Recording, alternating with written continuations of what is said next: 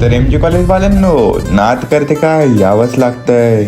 नमस्कार मंडळी. तर जळगावकरांनो, आपण तुमच्यासाठी नवनवीन काहीतरी आणतच असतो.